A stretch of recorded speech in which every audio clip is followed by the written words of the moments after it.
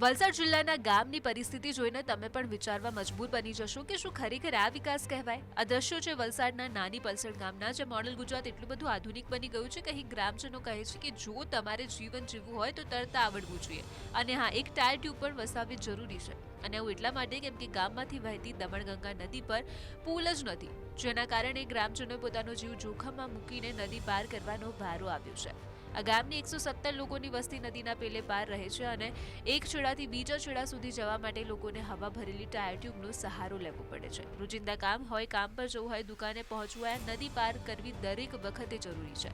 સ્થાનિક લોકો લાંબા સમયથી નદી પર પુલ બનાવવાની માંગ કરી રહ્યા છે, પણ હજુ સુધી કોઈ ઉકેલ જ નથી આવ્યો. સ્થાનિક લોકોનું કહેવું છે કે વરસાદની પરિસ્થિતિમાં આ વધુ ખરાબ બની જાય છે.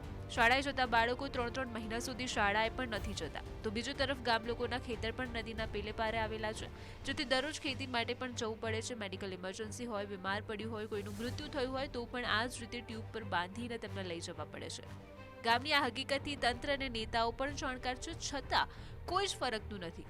અહીંના સરપંચનું કહેવું છે કે ઘણા સમયથી આ જગ્યાએ તેઓ બ્રિજની માંગ કરી રહ્યા છે, પણ તંત્રએ શું કર્યું? અહીં એક કોઝવે બનાવવામાં આવ્યો, જેની જરૂર પણ નહોતી. તંત્રને અહીંના ગામ લોકોએ વાસ્તવિકતા જણાવી હતી, છતાં અહીં 2 કરોડના ખર્ચે ચેકડેમ બનાવાયો, જેના બદલે જો બ્રિજ બનાવવામાં આવ્યો હોત તો વર્ષો જૂની સમસ્યાનું નિરાકરણ આવ્યું હોત. પણ બેજવાબદાર તંત્રના અધિકારીઓ અહીં મૂર્ખતા બતાવીને ગામ લોકો માટે વધુ મુશ્કેલી ઊભી કરી.